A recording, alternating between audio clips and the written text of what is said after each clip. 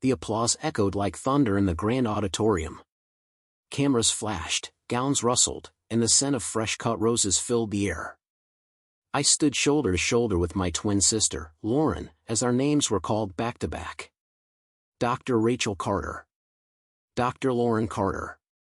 We both smiled for the photos, perfect, polished, proud.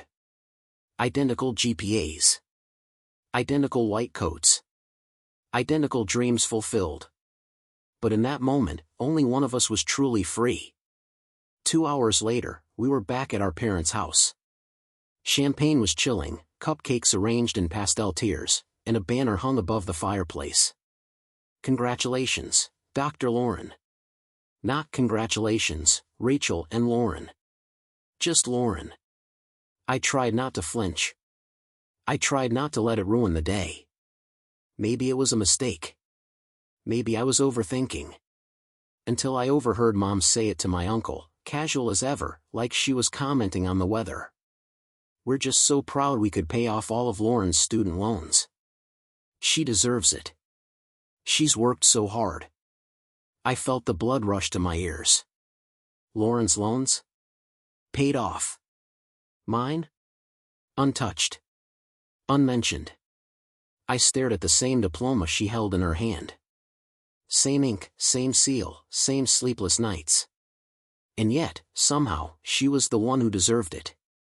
That night, lying in my childhood bedroom surrounded by old debate trophies and dusty textbooks, I stared at the ceiling, trying to make sense of it all. We were twins. We had come into the world 6 minutes apart. We studied together. Sacrificed together. Graduated together. But standing under that banner, I realized we were never really treated the same. I thought we were equals. Turns out, we never were. If this hit home, drop a 1 in the comments. I want to hear your story. Don't forget to like, subscribe, and share if you believe every underdog deserves their moment. Let's make sure no one goes unseen again. I didn't grow up trying to be better than my sister. I just didn't know how else to be noticed. As a kid, I devoured books like they were lifelines. While Lauren was out laughing in the driveway with neighborhood kids, I was in the attic, curled up with a biology textbook and a flashlight. Not because I was shy. Because I was invisible. At school, I chased awards like someone drowning reaches for air. Straight A's. Debate team captain. Internships before most kids knew what a CV was. I never bragged. I just kept moving, hoping someone, anyone, would say, "I see you." No one did. Not really. When I got into med school, I didn't celebrate. I went straight to work, piecing together financial aid, applying for research positions, picking up weekend shifts at the tutoring center. I didn't expect applause. I just wanted to feel like I belonged. I never wanted sympathy. I wanted recognition. A nod. A seat at the same damn table. Lauren never asked for any of it. She was easy to love. Bubbly. Bright. The kind of person who made waiters remember her name and teachers give her extensions just for smiling. She didn't need to be the best, she just needed to show up. Our parents called it charm. I called it a gift I didn't have. But Lauren wasn't cruel. She wasn't the villain. She hugged me after every test. Sent late-night texts before big exams. She believed in me, even when our parents didn't. She just didn't know. Didn't see the difference in how we were raised because she never had to feel it. Our parents. They were a study in contrast, warm in public, cold in private. Masters of the curated family image. They weren't nurturing. They were strategic. If a child could be an investment, Lauren was theirs. She fit the mold. Homecoming court. Honor society. A perfectly posed life. I was the variable. Too intense. Too driven. Too much. They didn't say they loved one of us more. They didn't have to. They said it in where they showed up, in who got the better Christmas gifts, in the way Dad's voice lit up when Lauren walked into a room. And when they did speak to me, it was always laced with restraint. "You're strong, Rachel. You don't need the kind of help Lauren does." As if needing support was a flaw I had somehow evolved past. Then there was Dr. Elaine Turner. Neurosurgeon. Scholar. Sharp as ice, and just as unflinching. She wasn't warm, but she saw me. Saw how hard I worked, how I connected dots no one else could. She never coddled me. She challenged me. She tore apart my research proposals, then taught me how to rebuild them into something brilliant. And for the first time in my life, I felt like someone wasn't trying to fit me into a role. They were just holding up a mirror and saying, "Look. You're already enough." It wasn't love. But it was something stronger, respect. Something my own family had never given me. Dr. Turner would change everything for me. But I didn't know that yet. All I knew was that graduation day wasn't the end of something. It was the beginning of a reckoning. One I didn't start, but one I wasn't going to run from either. Graduation felt like the summit of a mountain we'd both been climbing for years, exhausted, bruised, but standing tall. Rachel and Lauren Carter, MD class of 2025. Our names were printed side by side in the program, announced back to back on stage, our diplomas warm in our hands like proof that we'd made it. Identical GPAs. Matching white coats. For years of blood, caffeine, and sleepless nights, shared. The whole room clapped. Lauren reached for my hand. "We did it," she whispered. And for once, I believed her. Maybe this time, our parents would see us as equals. Maybe they'd stop pretending one of us was a project and the other a problem. Maybe all those years of being the afterthought, the independent one, the filler in family photos, that could end here. I let myself hope. Back at the house, the celebration was in full swing. Champagne flowed, distant relatives made awkward small talk, and Mom was busy arranging custom cupcakes with stethoscope toppers on a gold-trimmed dessert tower. I glanced up at the banner. "Congratulations, Dr. Lauren Carter." My stomach sank, but I swallowed it. Maybe the other half fell off. Maybe it was a surprise thing. Maybe. Then I heard Mom say it, clear as day. "We're just so proud we could pay off all of Lauren's student loans. She's worked so hard." I froze. I hadn't misheard. All of Lauren's loans, gone. Erased. Paid in full by our parents. Mine? Still sitting like a weight on my chest, 6 figures, plus interest. When I confronted them later that evening, it wasn't a fight. It was worse, it was calm. "We just thought Lauren needed the support more," Mom said, not even looking up from the wine she was pouring. Dad chimed in, tone almost rehearsed. "You've always had a way of figuring things out, Rachel. You're resourceful." I stood there in disbelief. "You mean because I didn't ask for help, I don't deserve it?" "It's not about deserve," Dad said, adjusting his tie like this was a board meeting. "It's about needs. Lauren needed help. You've always managed." Mom added, "You have that research mentor. That program you're doing. You've got connections. Lauren doesn't have those advantages." Advantages? I thought about the nights I'd spent studying while Lauren was at dinner with our parents. The job I worked during undergrad to cover expenses. The lab hours. The weekends lost. My advantage was hard work. My reward was being left behind. They didn't raise their voices. They didn't apologize. They just explained it away, like it was logical. Like I was supposed to understand. And for the first time in my life, I didn't cry. I didn't beg. I didn't even argue. I just stood there, feeling something cold settle into my chest. Not grief. Not jealousy. Clarity. It wasn't the first time I'd been quietly pushed to the background. That role was assigned to me before I even knew how to spell my name. Growing up, Lauren was the daughter people noticed first and remembered. She had the laugh that made a room turn, the natural ease of someone born knowing she was wanted. I was quieter. The thinker. The one with questions and notebooks and too many what-ifs for family dinners. I didn't mind at first. I just figured everyone had a role. But as we got older, the gap widened. Lauren was the shining star, homecoming court, choir soloist, birthday parties with matching themed cupcakes and balloon arches. I got polite nods, forgotten pickups, and a good job if someone remembered to say it.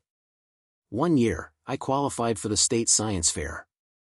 I'd built a model of a functioning lung system using recycled plastic tubing and data I'd spent weeks compiling. The night before, I asked Dad if he was coming. "When is it again?" "Tomorrow. Same time as Lauren's dance recital." He looked apologetic, but not surprised. "You know how much your mom put into that recital." They both went. I took a bus. The next day, I stood next to my project, alone, while Lauren's recital pictures went up on the living room wall. She got a standing ovation and a bouquet of roses. I got a ribbon and a ride home from my science teacher. I told myself it didn't matter.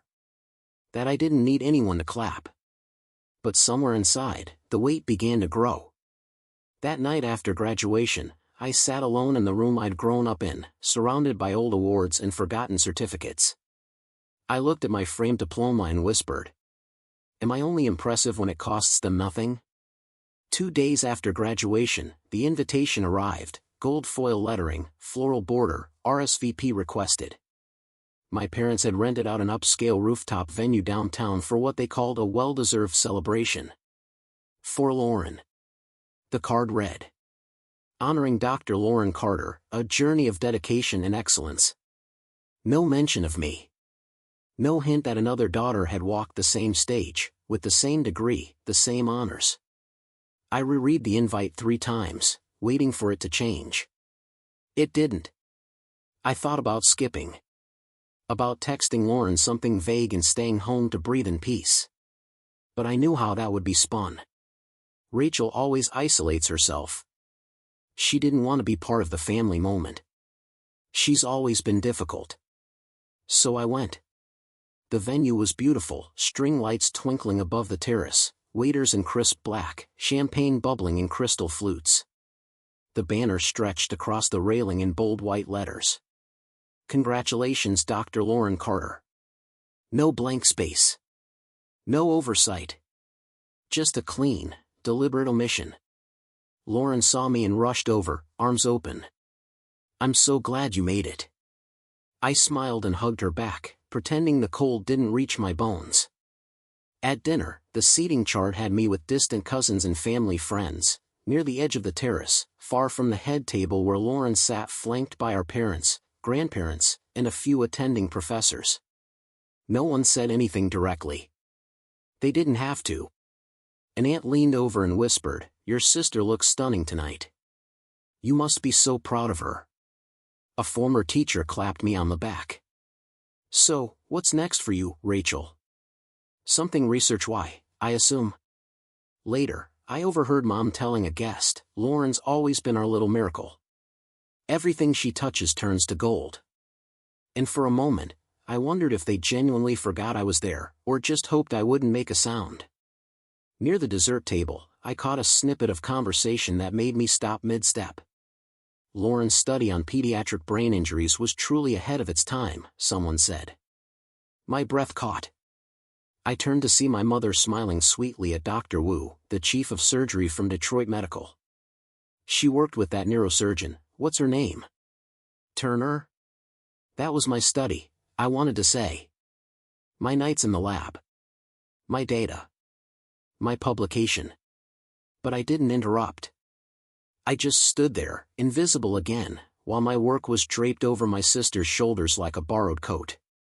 And then, from across the terrace, I saw her, Dr. Elaine Turner, in a crimson pantsuit, cutting through the crowd like a blade. I blinked. I hadn't invited her. No one told me she was coming. She approached me with a cool, knowing smile. Rachel. Lovely night. You're here? Your parents sent an invite, she said, eyes glinting. Faculty courtesy. They didn't realize I was your mentor. She leaned in slightly. I may have something to say tonight, if you're okay with it. My chest tightened. Say what? But she just raised a brow and smiled again, enigmatic. Something overdue. I scanned the room, Lauren laughing near the fireplace, my parents deep in conversation with hospital board members. I could already feel it unraveling. If Dr. Turner said what I thought she might, things would get messy. Not just for them, for me. For Lauren. And for the first time that evening, I wasn't just tired. I was afraid. Dinner had just wrapped. The string quartet played softly under the glow of the terrace lights. Glasses clinked, conversations hummed, and the air carried that smug, floating energy people get when they think they've picked a winner and placed the right bets. Then Dr. Turner stood. She wasn't at the head table. She hadn't been asked to say a few words. But somehow, the second she raised her champagne glass, the room went still. I'd like to take a moment, she said, voice firm, resonant, to recognize a rather extraordinary achievement, one that most of you, I suspect, are unaware of. My stomach flipped. She wasn't looking at Lauren. She was looking at me. In this year's graduating class, one candidate stood out to the Patterson Committee at Johns Hopkins, known for their rigorous standards, selective process, and their focus on true innovation in neurosurgical research. People turned in their seats. Conversations cut short. That candidate, she said, pausing just long enough to make the silence heavy, is Dr. Rachel Carter. I froze. No one moved. Dr. Turner continued. Rachel has been awarded the Newton Fellowship, our field's most competitive and prestigious opportunity for a graduating medical student. It comes with a full research grant, housing allowance, a national spotlight, and complete student loan forgiveness. A collective murmur rippled through the room. Someone gasped. I heard silverware hit a plate. Chairs shifting. Eyes landing on me all at once. Mom blinked. Twice. Dad's expression turned blank, unreadable. Lauren, she wasn't smiling anymore. She looked like someone had taken her champagne away mid-toast. Dr. Turner wasn't finished. She was chosen for her groundbreaking dual-modality research on neurovascular regeneration, a study that will soon be published in one of the top journals in our field. And she did this while maintaining a perfect GPA, serving in clinical rotations, and, I'm told, doing so without the support most others in her position received. She looked directly at my parents then. Calm. Cutting. I believe that kind of resilience and brilliance deserves not just celebration, but recognition. The applause started slowly. Then grew. People stood. I sat, paralyzed. I had always dreamed of being seen. I never imagined it would happen like this. The applause faded, but the buzzing in my ears didn't. People were suddenly looking at me with new eyes, impressed, curious, almost reverent. Faculty members who hadn't said a word to me in 4 years were now nodding, smiling, approaching with congratulations and too late admiration. It should have felt incredible. It didn't. I kept thinking about how easily my parents had overlooked me, how quickly they had poured their pride, their money, their effort into Lauren while I silently hustled through every obstacle. I thought about the years I'd spent convincing myself it didn't matter. That success would be enough. That proving myself would be the thing that healed everything. But sitting there, hearing my name praised in a room that had pretended I didn't exist just an hour earlier, it felt hollow. They saw me now, but only because someone forced them to. And my parents still hadn't moved. They were frozen in place, hands clasped, faces stretched into uncertain smiles that didn't quite reach their eyes. Then I heard a chair scrape. Lauren stood. Her champagne glass was still in her hand, but she didn't raise it. She walked to the front, past the head table, her heels clicking against the tile. "Excuse me," she said, loud enough to hush the room. "I need to say something." She looked right at me. Her voice wavered but held steady. "I can't sit here and let this night go on like everything's okay." Murmurs flared, confused glances exchanged. My mother's face went stiff. Lauren took a breath. I've been called the golden child since we were kids. And I didn't fight it. I let it happen because it was easier. Because it felt good. But Rachel. Her voice cracked. You built your entire future alone. Without help. Without fanfare. You earned every inch of it. She turned to the room. Our parents gave me everything. But I never had to be anything to earn it. Rachel did more, with less, and never once asked for credit. Lauren's eyes welled. I thought I was the favorite. But really, I was just protected. And Rachel? She looked back at me, shaking her head with something like awe. You weren't in my shadow. I was in yours. I just never saw it. The silence after Lauren's speech felt sacred, until my mother broke it. With a tight smile and that strange sweetness she used when trying to steer attention back to Lauren, she said, well, it's just one fellowship. And Lauren's already in talks with the residency program here in Detroit. We're very excited for her future too. It was subtle. Polished. But I knew exactly what she was doing, recentering the spotlight, keeping things tidy. Always the PR manager, even in crisis. Dr. Turner didn't miss a beat. She turned slowly, gracefully, to face my mother. With all due respect, this isn't just a fellowship. It is the fellowship. Mom's mouth opened slightly, as if preparing a counter. But Dr. Turner cut her off. Rachel's work is the reason your last name is now circulating in neurosurgical circles from Detroit to Boston to Baltimore. That's not luck. That's legacy. And just like that, the room shifted again. I sat there, hands in my lap, trying to process what had just unfolded, not just the praise, but the clarity. My whole life, I thought I had to fight to earn a seat at their table. To be good enough. Impressive enough. Enough. But now I realized something I hadn't allowed myself to believe before. I'd built something entirely on my own. My own reputation. My own future. My own place. And they weren't letting me have it. I had taken it, brick by brick, late night by late night, paper cut by paper cut. I didn't need permission. I never had. Lauren had been handed a platform. I'd built mine out of silence and splinters. I wasn't trying to steal the spotlight.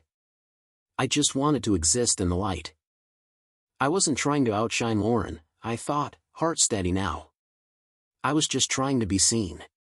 The morning after the party, the sunlight felt artificial, too clean, too bright for everything that had cracked open the night before.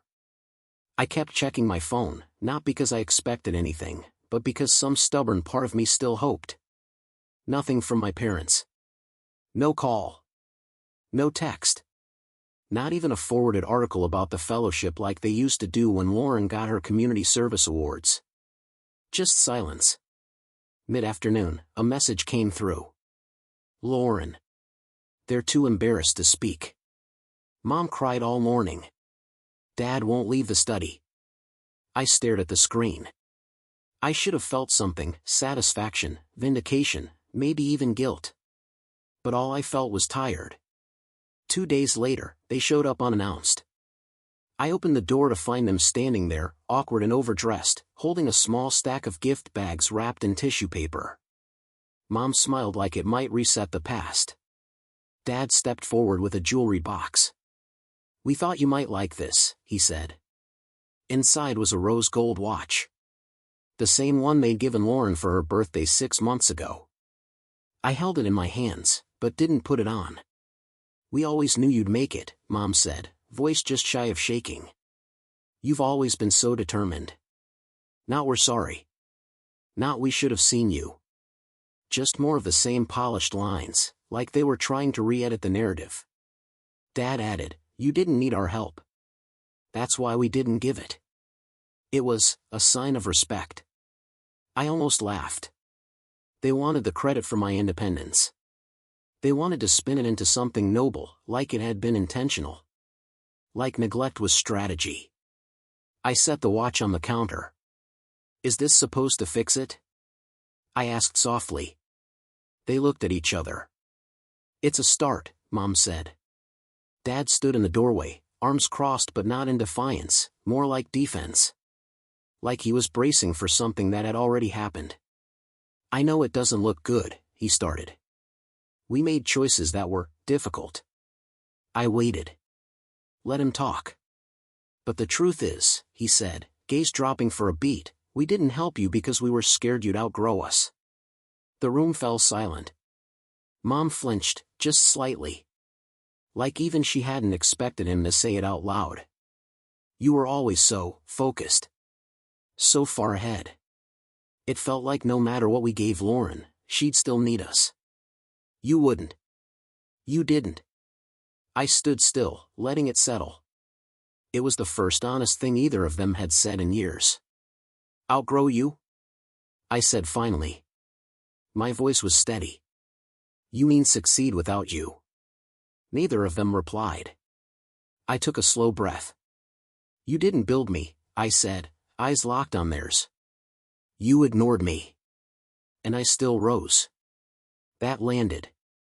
Dad looked down. Mom stepped back, the way people do when they realize the apology they brought won't be enough. And I knew then, I wasn't angry. Not anymore. I don't hate you, I said. I'm just not waiting for your approval anymore. I don't need it. I glanced at the watch on the counter, still sitting untouched. Your love came with conditions, I said. My success didn't. Later that evening, Lauren stopped by. She sat on my couch, legs curled under her, hair pulled into a loose bun, like she was shedding the weight of expectation one bobby pin at a time. I'm staying in Detroit, she said. Not because of them. Because it's what I want. And I'm doing residency in neuropsychiatry. On my own. I nodded, letting her have the silence she needed. I used to think you were just cold, she said softly. But you weren't. You were surviving. You were building something the rest of us couldn't even see yet. I looked over, and for the first time, I didn't feel that pinch in my chest when she spoke. You inspire me, Ratch, she said. Not Mom. Not Dad. You. The morning I left for Baltimore, the apartment was still. I moved through it quietly, taping the last box shut, folding the edges of the flaps like I'd done 100 times before, but this time, it felt final. Lauren came by just before the movers arrived. She helped me carry the last suitcase down, her eyes glossy but proud. Send pictures, she said, hugging me tighter than usual. Text me when you get there. I will. No call came from my parents. No note. No visit. Not even a quick safe travels text. They knew I was leaving. Knew what it meant. But silence had always been their way of keeping power. It didn't sting the way it used to. It just confirmed everything I already knew. As the car pulled away from the curb, I glanced out the window. Lauren was still standing there, hand lifted, even after I turned the corner. I thought of another goodbye, a long time ago. I was 10. Science fair day. I had won first place at the district level with a working model of a water filtration system. I came home carrying the certificate like a trophy, my eyes scanning the house for someone to tell. The living room was empty. Everyone was at Lauren's dance recital. I remember sitting on the stairs, legs folded up to my chest, holding that paper like it meant something. The house was too quiet. I didn't cry. I just waited for someone to come home and ask me how it went. No one did. Now, 15 years later, I was in the back of a taxi with everything I owned packed into boxes. But I wasn't waiting anymore. There was no one left to impress. No one I needed to beg to see me. The difference was, this time, I wasn't holding a certificate, I was holding the keys to a future I'd built, brick by brick, with no applause, no spotlight. And it was enough. 2 days after settling into my new place in Baltimore, my phone rang. Dr. Turner's name lit up the screen. I answered with a smile already forming. Hey. I hope you're adjusting well, she said, her tone warm but direct as always. Because I have news. I sat straighter. You're getting a first-year mentee assigned this week, she continued. Brilliant student. Quiet. Reminds me of someone else I met a few years ago. I laughed under my breath. Let me guess. The overlooked genius type? Exactly that, she said. Your job now is to make sure they don't stay overlooked. There was a pause. One of those charged silences where you both know something bigger is being said without words. You're not the mentee anymore, Rachel, she said. You're the one lighting the path. I swallowed hard. Not because I was scared, but because I finally believed her. I ended the call and sat back in my chair, looking out over the skyline. I wasn't trying to climb someone else's ladder anymore. I had my own blueprint now. And I knew how to build. They had given Lauren the spotlight, the banners, the parties. They gave me distance. Silence. Emptiness. And in that space, I learned how to fill it myself. They invested in Lauren. I invested in myself. She had their money. I had my fire. She had guidance. I had grit. For years, I thought I was missing something. That I was broken, or cold, or unworthy because they didn't cheer for me. But now I see it clearly. Their love came with conditions. My strength didn't. I don't need their table. I have my own. And now, I pull out chairs for others. I used to wonder what it would feel like to be chosen. Now I know, it feels like choosing yourself. Have you ever felt invisible in your own family? Like you could win every trophy, hit every milestone, do everything right, and still feel like you're always less than? Always the one expected to understand, to settle, to stand in the shadow? What did you do with that pain? Did you swallow it? Did you try harder? Or did you, like I finally did, decide to stop waiting for them to notice, and start building something they couldn't ignore? Because sometimes, the only way to be seen, is to see yourself first. Favoritism doesn't break you, it reveals you. It shows you who you are when no one's watching. It shows you the difference between being chosen and choosing yourself. You don't need applause to be great. You don't need their banner or their blessing. You just need to keep going. Because one day, the spotlight will find you. Not because you chased it, but because you earned it.